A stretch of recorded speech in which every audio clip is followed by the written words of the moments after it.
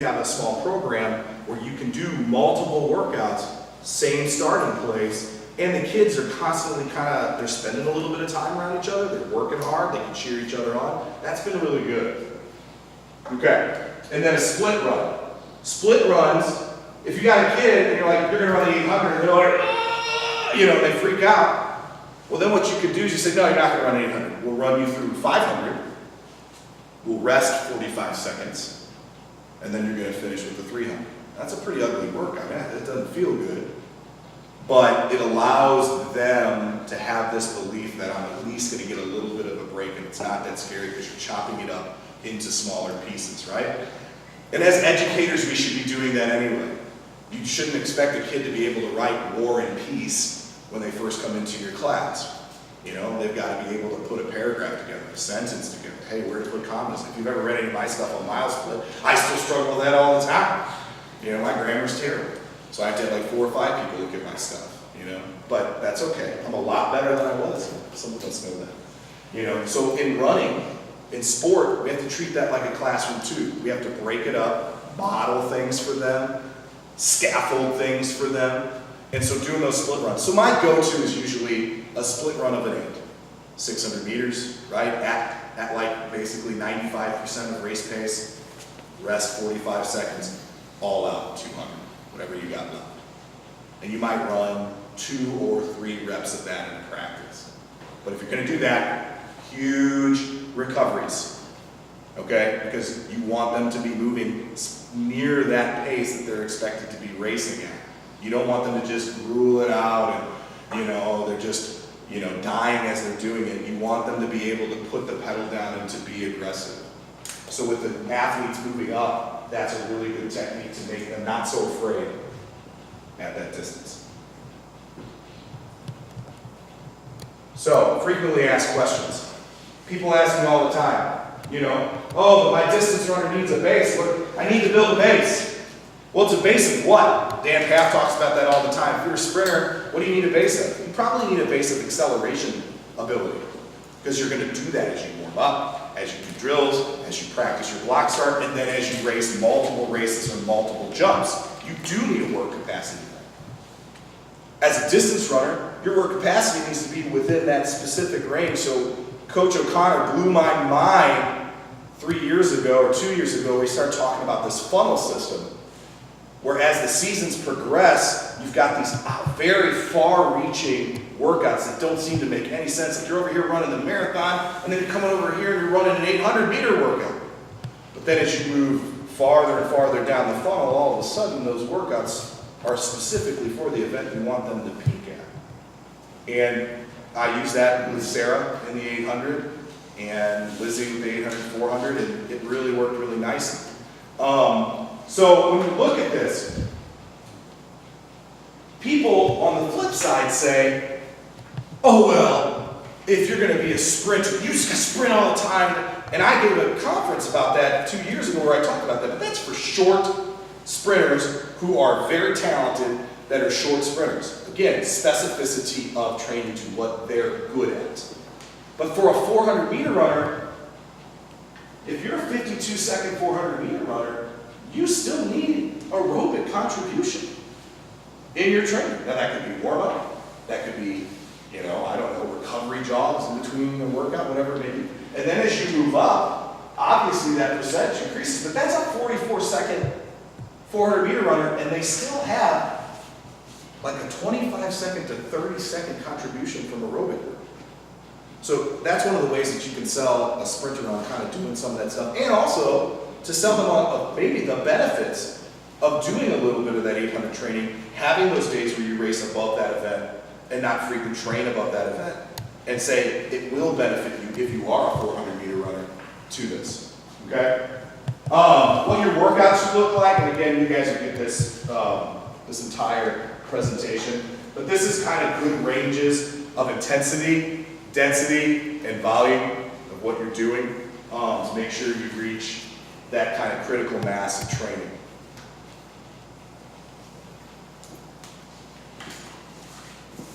So again, you don't need to build a crazy base, but also running this training is not going to kill your speed.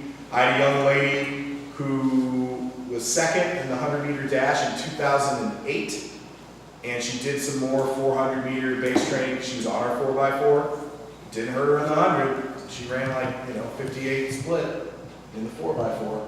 So, okay, I know these are kind of hard to see, but again, I'll give these to you. These are just samples of different phases. This is actually week 2. This is from my Sprinters Compendium, the book I'm working on the 800. You will notice that there isn't a lot of all-out distance running in here, but this sounds a lot like what Coach O'Connor was talking about, the recovery jogs, fast, slow workouts. So that would be a distance-orientated workout. This is more of a sprint-orientated workout for a Tuesday. You've got plyometrics, you've got weight room, you've got short recovery, super short 30-second recovery, 200s, but still those 200s are going to feel a lot faster than just going out there and jogging for 30 minutes or whatever. And again, remember, you only need so much aerobic work for the 800, but you still need some aerobic work, right? If you're moving that kid up from the 400 to the 800. You'll also notice one of the things that we do often is when we do a cool down. We don't often run cool downs just jogging. Sometimes we do, but more often than not, I'll do descending pace 100s. So instead of having a kid go out there and jog this really ugly where they're not really even doing anything, or they do it right and then they get the calf cramps, you've seen that, right? Because they're loading up, they're just going like this for 2 laps, right? So to avoid that, one of the ideas that I was told by Gary Winkler is he did these descending pace. So you start off pretty fast. So the first 2 are like at 85, 90% effort on the grass, barefoot. Then the next 2 might be 75 or 65%. Then the next 2 might be 50%. And the next 2 are real slow. Now we're like at 7 up there, but you know what I'm saying. And that, I've had 0 calf cramps from that. So now the kids aren't spending that. And you know what happens. When their calves cramp up, then they're trashed the next day, right? And they also are like, holy cow, what did I just do? I may not want to ever do this again. And mechanics are better, right? And they're still going the same distance. Why would, if you're going to run a kid 2 laps, why not just have them do some very short recovery 100s, barefoot, and all that kind of stuff. And of course, that's if you have a place where you can do barefoot, okay? We also try to target psychological stuff. I'll talk about that when we talk about the Sprinters Compendium, how to actually implement sports psychology into practice, and some of the things we did this year that we found a lot of success with, which was a big improvement from before.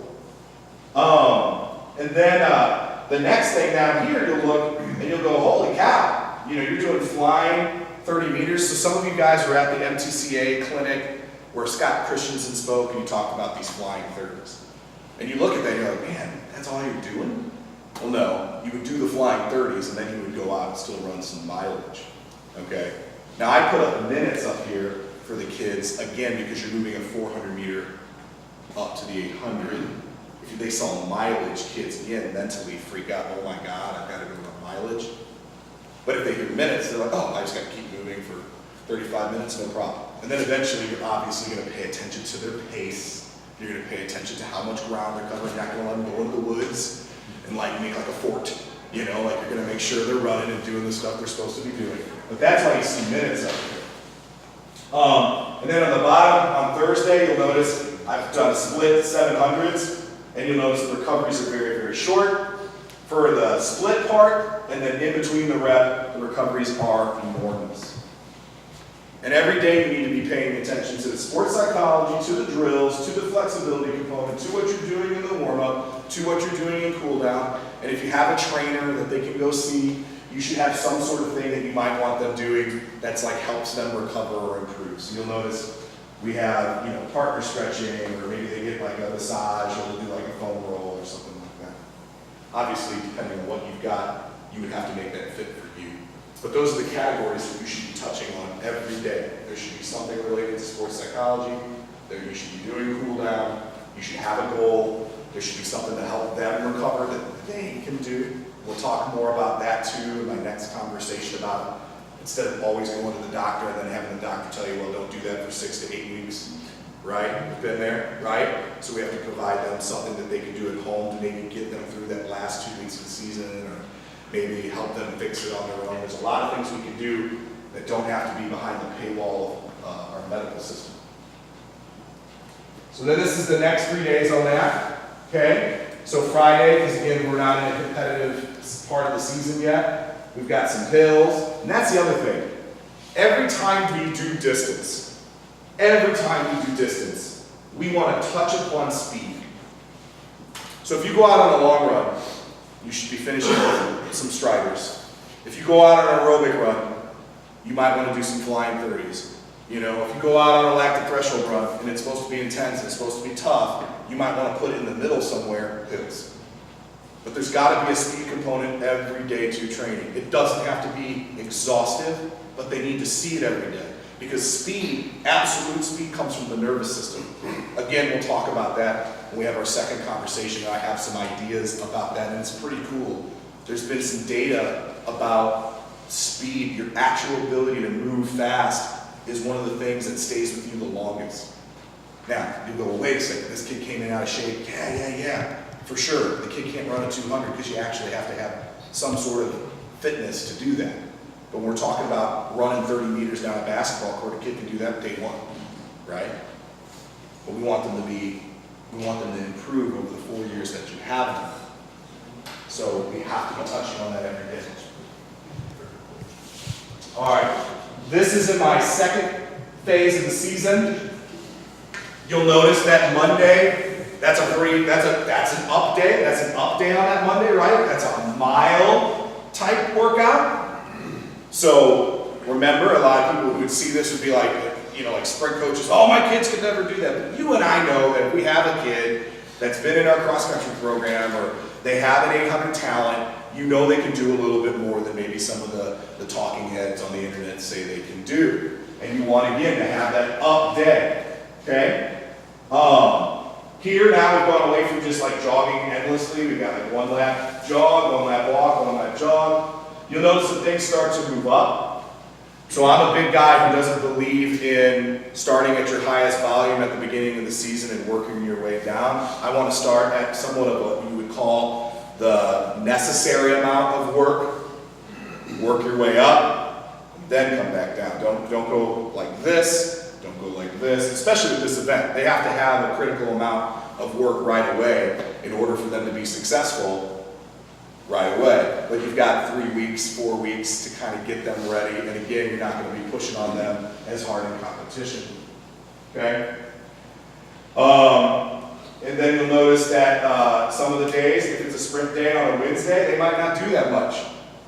They might do a little hurdle mobility and then go on an aerobic jog. That's it. And you're like, oh my God, the kid didn't do anything today. Yeah, because remember, we're still taking that sprinter kid and we're moving them up. So they're going to need some days of what we call active recovery, or maybe they do a little hurdle mobility and they run and jog. And remember, that 35 minutes could be, you know, part of their warm-up. We do a warm-up that ends up being like a 2-mile warm-up, and then all the drills and all of that. At that point, they've been moving for 45 minutes, right? So when you think about it, oh, that's speed, that's technique, yes. But if you check their heart rate is also what? Elevated. And that might be all you need for that day. So that's basically what I've got. I've got other workouts on there, guys, but I've run out of time. So do you guys have any questions from the last couple minutes that we had? Has anybody seen stuff like this before? How to tackle this way? So, yes, sir.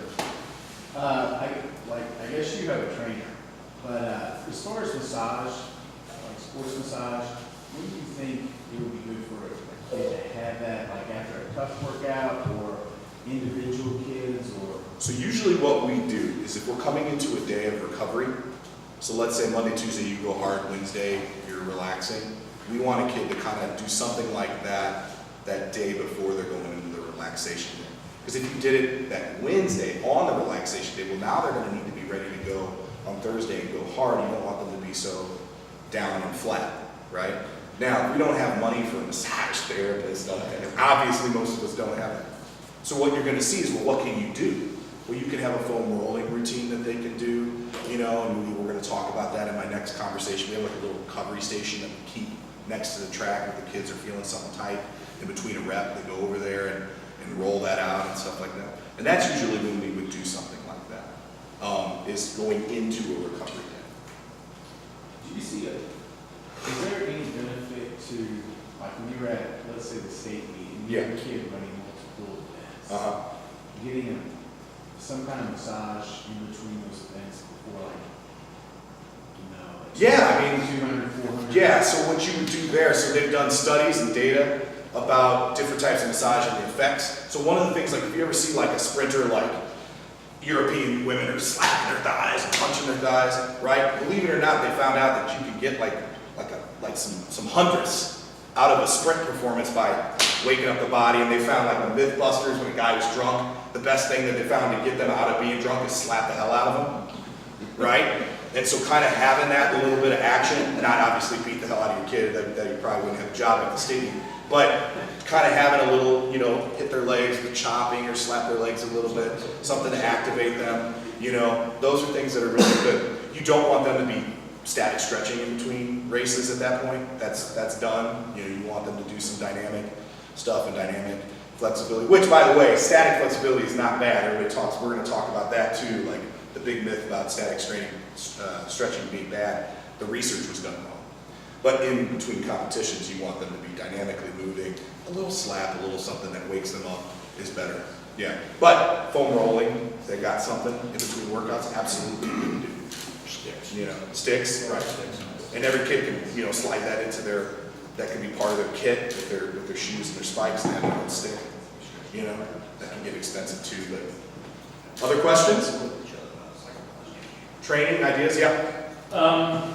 You ever had a lot of success with changing things up for seniors? Absolutely, absolutely. I mean, that's what we did with Sarah, you know, and part of that is with girls.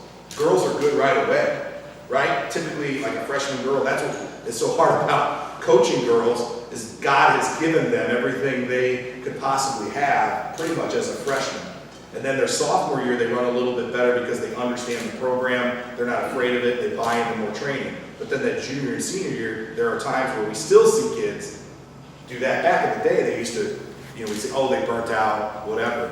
But yeah, we definitely try to provide that. And that's the idea of progressing kids up. You're giving them something new, you're giving them a new challenge, you're moving them forward so they have something that's a challenge or exciting. So for Lizzie Dejois, we've never really ran her. If you look at her open 800 time, it ain't that fast. But she has split 216, 217, 213 multiple times. And at the district meet, she came through the 800 and ran like a 217, and it looked like she was jogging. And she goes, Coach, that was the easiest thing I've ever, that felt so easy. I go, yeah. I said, so what are we gonna do next year? She was like, run the open 8. You know, and this year, we may do the crazy double that's only been done one time by Juanita Coleman. A long time ago, Gateway Tech High School, we run the 408. She's the only kid that I ever think that would even be a possibility. But there's obviously a lot of things that have to go into that decision. But that's a challenge. What's that? Alberta won for me Yeah. at the Olympics. Yeah. Right, for Cuba. Yeah, he was a stud. Any other questions? So I guess, I don't know, I gotta shut up here, but you know, when you talk about giving them something new, obviously becoming a captain is helpful. Obviously putting a little bit more pressure on them to do the things they've never done before. And I guess it's got to be a personality too. This girl has she was 242 as a freshman, and Right. she's worked it all the way down to 240 as a junior. Right. But she's more of a 3200 runner, and I just feel like so again, it's all personality. I could put this stuff out there, but she's going to go into some of these workouts going, Coach, we're going to run 240. So. Well, right, and then maybe not providing, you know, like switching things up to keep it fresh, and maybe, hey, I'm getting her to this, and she's just staying here, and she's stuck here. Then, you know, the old definition of insanity, right? Doing the same thing over and over again and expecting different results. Maybe doing this type of workout would really expose her to something she's never seen before, and now she's able to do something that she wasn't able to do. Like, she doesn't attack that first 200. Well, now because she has the speed to do it, because you've dropped her down, she now has the confidence to do that because you've thrown her in a 200 randomly, even though she's an 800 or 3200 meter runner. You're like, why would I do that? But just so that she can feel what that first 200 should feel like. So on your 4x8, she doesn't get buried in the first 200 meters. She knows, oh, I ran a 200. I know what that feels like. That wasn't that bad. You know? So those are strategies that we use all the time. I think I'm also going to tell her, well, I know you haven't improved your 800, but you improved from 1201 to 12 flat, Right. 3200, so Right. We probably want to do something with it. Yeah, absolutely, absolutely. You gotta figure something out. You know, and kids, and that's the fun part of coaching, right? It's never the same. Every kid is different. Siblings are not at all close to the same, you know? Each kid comes to the sport for different reasons, and our job is over the 4 years is we've got to try to keep it fresh, keep it interesting, and figure out ways for them to be successful through a variety of different needs. All right, guys, thank you.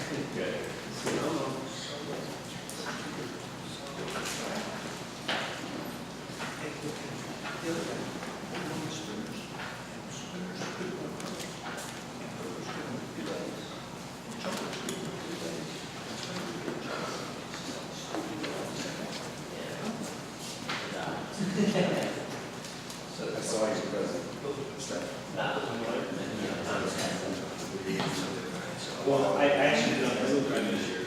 As a preview, very 2017,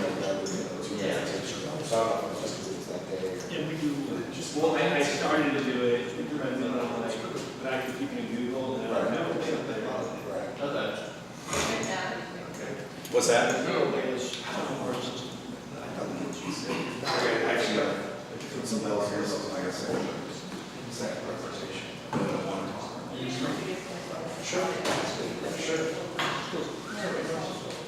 Yeah.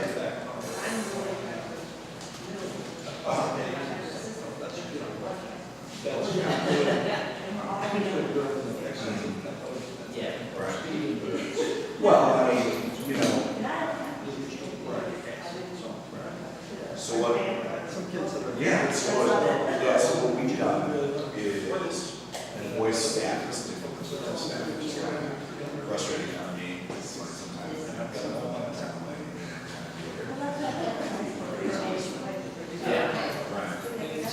Right.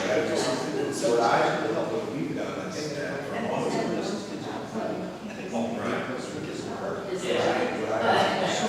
I basically said, these are the themes of the day. So today, I did it this way. I put 8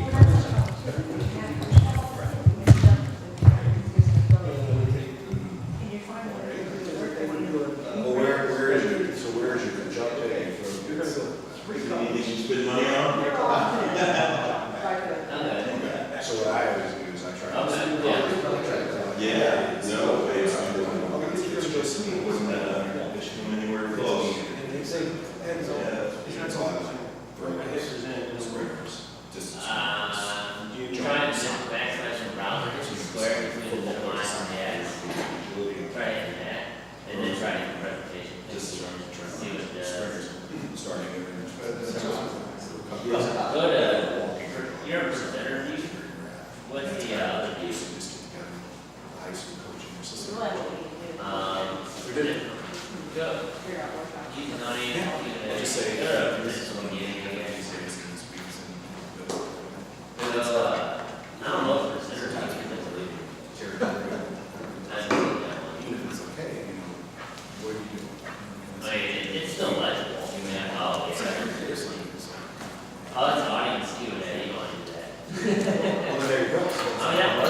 It's legible. Talk about. Yeah, but I- How we manage, you know. Well, I would say, we're doing 7%.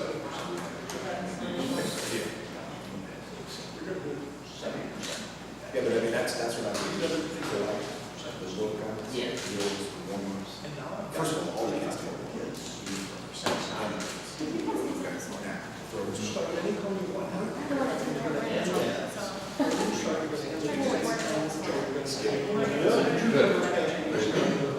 Yeah. So I could go along. So we move that up. And he might have them just to put them on.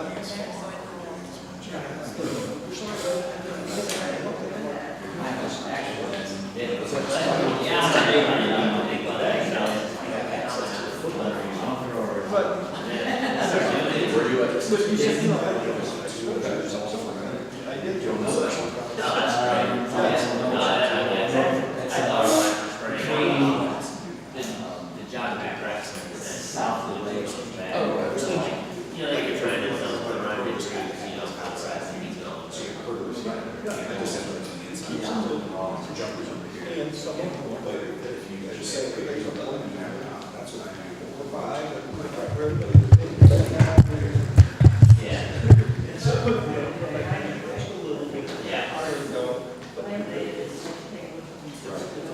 yeah.